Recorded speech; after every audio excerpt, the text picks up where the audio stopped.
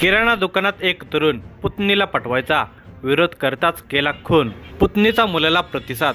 आपल्या घरातील वयात आलेल्या मुलीबरोबर एखादा तरुण अगळपगळ बोलत असेल तर मनामध्ये संशयाची पाल चुकचुकते। त्यातून काही वाईट होऊ नये यासाठी मग वडीलधारी मंडळी दक्षता घेतात, त्या तरुणाला रोखण्याचा प्रयत्न करतात। त्यातून दमबाजी, शिवगाळ तर काही वेळा हाणामारीही होत असते। काही वेळा तर अविचारी तरुण मुलीशी बोलण्यास मनाई करणाऱ्या वडीलधाऱ्याच्या जीवावर उठतात। धुळे जिल्ह्यातील साक्री तालुक्यातील पिंपळनेर पोलीस स्टेशन अंतर्गत राईनपाडा पोस्टाच्या अखत्यारीतील हनुमंतपाडा या आदिवासी वसाहतीत एका तरुणाने त्या मुलीच्या काकालाच ठार मारल्याची घटना घडली। रागाच्या भरात केलेल्या या कृत्यामुळे तो अवघा 23 वर्षाचा तरुण तुरुंगामध्ये गेला, तर त्याच्या कृत्याने एक संसार उघड्यावर पडला। या धक्कादायक घटनेचा सविस्तर वृत्तांत पुढे पाहण्याअगोदर जर तुम्ही चॅनेलवर जर नवीन असाल तर प्लीज आपल्या ह्या मराठी चॅनेलला नक्की सबस्क्राईब करा, कारण परतवे पहाडपट्टीतील आणि आदिवासी वस्तीतील जंगलाचा नाश होत असल्याने जंगलातील उदरनिर्वाहाच्या साधनापासून आदिवासी बांधव वंचित होत आहेत। परिणामतः स्वतःच्या आणि कुटुंबियांच्या उदरनिर्वाहासाठी पर्यायी साधने शोधून ही माणसे अर्थार्जन करत असतात।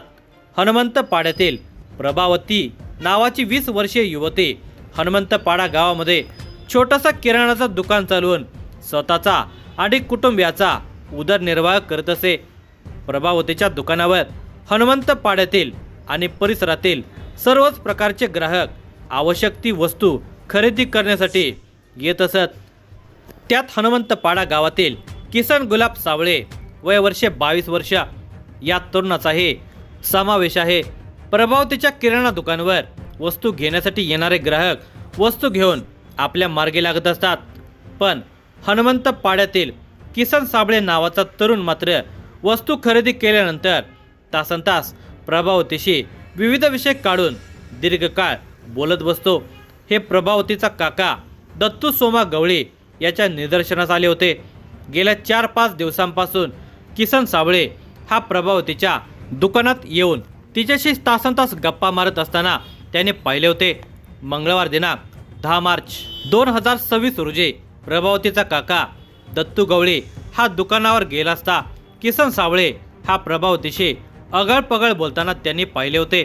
थोडा वेळ मुद्दाम दत्तू गवळी प्रभावतीच्या दुकानावर त्याचे बोलणे ऐकत थांबले। किसन हा एकामागून एक विषय काढून प्रभावतीशी बोलतच होता।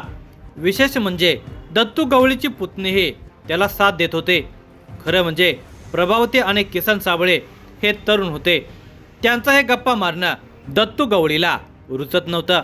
एकामागून एक विषय काढून दुकानातच रेंगाळणारा किसन साबळे आणि त्याला प्रतिसाद देणारी पुतणी प्रभावती यांना पाहून दत्तू गवळीला राग आला। त्याने किसनला हटकले, दुकानातून वस्तू घेतली की तू काढता पाय घ्यायला हवा, यापुढे इतका वेळ तू गप्पा मारत बसू नको असा सज्जड दम किसनला देऊन दत्तू घरी निघून गेले। काही वेळ निघून गेला, दत्तू गवळीच्या बायकोने पुन्हा आपल्या नवऱ्याला प्रभावतीच्या दुकानावर काहीतरी वस्तू घेण्यासाठी पाठवले, तेव्हा किसन अजूनही तेथेच असल्याचे त्याने पाहिले। तो अजूनही अगळपगळ बोलतच होता। हे पाहून दत्तूला राग आला, त्याने किसनचा पान उतारा केला। तेव्हा रागाने किसन साबळे दत्तू गवळीला म्हणाला की मी तुझ्या पुतणीशी गप्पा मारतोय, हे तुझ्या लेखी चूक आहे, तर माझ्याशी गप्पा मारणारी तुझी पुतणी माझ्याशी गप्पा मारते ही तिची चूक आहे। तू मला जसं बोलतोस तसं तुझ्या पुतणीलाही बोल। किसन साबळेचं हे बोलणं दत्तू गवळीला खटकलं। त्याने अपशब्द वापरून किसनचा पुन्हा पान उतारा केला। तेव्हा किसनला राग आला। सुरुवातीला शाब्दिक चकमक झाली, पण नंतर दोघांच्या मध्ये हाणामारी सुरू झाली। किसन साबळे हा 22 वर्षांचा तर दत्तू गवळी 32 वर्षांचा विवाहित तरुण होता। दोघांच्या मध्ये हाणामारी चालू असताना किसन याने दत्तूला टांग मारून जमिनीवर आडवे पाडले। दत्तू खाली पडताच किसन त्याच्या छाताडावर बसला। दत्तूचे डोके आपल्या दोन्ही हातात धरून किसनने ते 4-5 वेळा जमिनीवर आपटले।